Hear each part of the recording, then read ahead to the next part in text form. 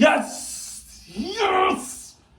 Fuck yeah, man! Let's fucking go! Herons enter Miami to the ECF as Parents win! 4-0 over FC Cincinnati at TQL Stadium. What did I say earlier today? It's going to be a tough battle, but it turned out no problem.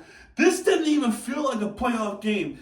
This felt like a scrimmage practice for the upcoming big game as they cruise over FC Cincinnati in Cincinnati, Ohio to the ECF for the first time in franchise history. And I'm so glad I got to see all of it from start to finish. And this is surreal. This is surreal. I never thought I'll see this I never thought I'd see this early in my days in this planet Earth, you know? Oh my gosh, man. And I don't want to sound like I'm surprised, but I am. I am, because we don't know Cincinnati is one hell of a team. But Harris destroyed them. I mean, 4-0, 3 goals in the second half. I was thinking a lot. I really am. 10 stars, yep. But, oh man. Freaking Herons, baby! Whoa! ECF, man. What is it? My 4th time in my career? No, hold on. Miami Heat once. No, twice actually. Twice. 22, 23, and then the same year, 23, the Florida Panthers. So that's 3. 2024, the Panthers. 2025, the Panthers. And now 2025, it's Miami. Wow. 6 times. 6 flipping times the 4 years of this YouTube channel, I get to talk about ECF-bound games. With 3 sports teams, this team completed it. This team kind of completed it. Oh man, what a special day for Miami. What a great night it is for Miami sports, man. Miami Heat getting it done in Philadelphia, and Inter Miami getting it done in Cincinnati in TQL Stadium. That is one of the hardest stadiums to play in. And they just did it no problem, man. They just did it no problem. They learned from their mistakes and completely out-goal every game in this season against Cincinnati, a head-to-head record. We were outscored by the 3-0 all season long. The second game, actually, it was a 0-0 nil-nil draw. This game outscored Cincinnati with 4 goals in just a single game on the road. Messi is Messi. He was able to just get one into the back of the net in the 19th minute. No goals for the rest of the half, though they were close. They were very close. Now I want to say this, right? Actually, I'll say this after I tell you who scored. So Messi scored in the 19th minute. Yes. There are other chances for other players, you know. Baltasar Rodriguez had a prime chance, and that was just slightly missed. He was due for a goal. He didn't get the goal.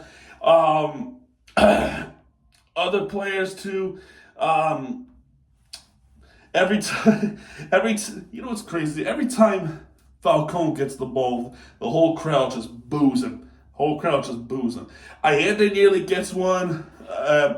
Rodrigo Topol, actually he didn't get much in. Rockareel's novel was spectacular. He was spectacular in this game against Evander, against I'm not at the bring my iPad because I can't see much. Evander, Denki, Echenke, if I said it correctly, and Shanique, probably. He was great. And then there was a mistake in, I would like to say, the second half? Was it the first half? It was one of those halves where the ball was, I think it was the first half, where the ball had an awful bounce towards Denki. Even Noah Allen surprised me. He was fast. I can't even comprehend how fast Noah Allen was. He was fast. Completely caught up against Denki and completely cleared the ball and prevented Cincinnati from scoring, which was spectacular. Kept the game at 1-0 in favor of Miami. Second half, the game was completely blown wide open as there was a goal from the left side to Matteo Silvetti. Messi with another goal contribution. By the way, I thought Silvetti was awesome. He was awesome. He was awesome. Completely had a beautiful cross pass to Messi to put the header in to the back of the net in the first goal. The second goal, it was all him. He strikes it into the back of the net and to make it 2-0, which was awesome in any way. And then literally 5 minutes later, Allende with the break, and he gets one into the back of the net to make it 3-0 into Miami. What a goal that was. They were calling it offside. He was not off. And then the 12 minutes, he finished the game, puts the nail in the coffin, and make this game 4-0 into Miami. That is Allende making 2 goals. 2 goals. Woo! That's pretty much it. Rocco Rios Novel saved every ball that's coming towards him. The Cincinnati's goalkeeper, Celentano, he was not prepared. He was just not prepared. Now, with that being said, with everything else, Miami moves on to the ECF. As I want to credit every player, right? I want to credit Messi, of course, Silvetti, of course, Noah Allen, how fast he is to clear the ball, Falcone defending the ball away, Sergio Busquets continued to do his thing, Jordi Alba was awesome, and Allende was just incredible. But there's one more person I want to really give credit to in this game. It's not a player. It's our head coach, Javier Mascherano. He had this formation, this defensive 4-3-3, this type of formation, the defending formation 4-3-3, just like that formation was a couple weeks ago against Nashville in Game 3. This formation worked, right? It all came down to this, because Suarez' suspension was up, right? It's up, and we knew he was going to play this game. The question, whether or not was he going to start? That's what people were really worried about, is if he played this game, right, this would be a loss. This would have been a loss. That's what our fans were saying. However, it went to the decision of Mascherano benching, getting Suarez off the bench.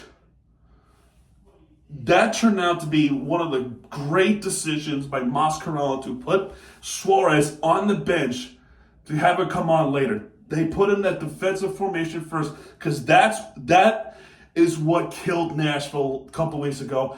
And they tried again in this game. It worked so good, man. He had no clue how it worked, how much it worked for into Miami's favor. What a great idea from Mascherano. And the fact that everyone was on the same page, that they were dangerous and completely beating a really good FC Cincinnati team. And they move on for the first time ever to Eastern Conference Finals. We await the winner of Philadelphia and New York City, two of the Northeast cities. One of them I currently live in. I'm sure you already know that. So I personally hope they don't make it in, but we'll see what happens. If Philadelphia wins, we go to Philadelphia. But if New York City wins, the game would be at Chase Stadium. We'll see what happens, though. Is Inter Miami worried about the matchup? No, not really. I don't think they care who played. They matched up well against Philadelphia this season. And actually, they even matched up well against New York City as well. Even in Queens. Even in New York City itself, which was impossible to win. But the one game that they went 4-0 was the game that I went to. That was their first ever win in New York City. But Inter Miami have recent success against the Union, also in Philadelphia. But we'll see what happens, man. It's playoffs. But yeah, man, what a game. And man, 5 years of watching this team, and they're always like such a joy to watch. They always are. Even when they had a couple of really bad seasons. 21 season was that kind of year was awful. And the 23 season before Messi came in was just But I always believed in them. I always do. And they finally reached up this far. And I can't be more happier than I am tonight. But the job is not done. Like I said, each time with the Florida Panthers, it's not done until it's done.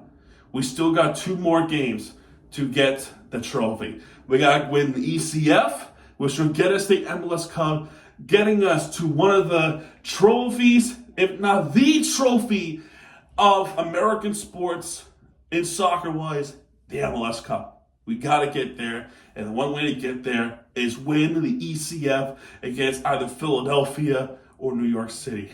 Can't wait. But yeah, man, there you go. That's going to do it for this one. If you liked this video, hit that like button, subscribe for more content, because Miami TG is back. And when it does, people right to be free team you deserve. Vamos Miami, let's go Herons. And I'll see you guys next time. Good night. And yeah, man. Adios.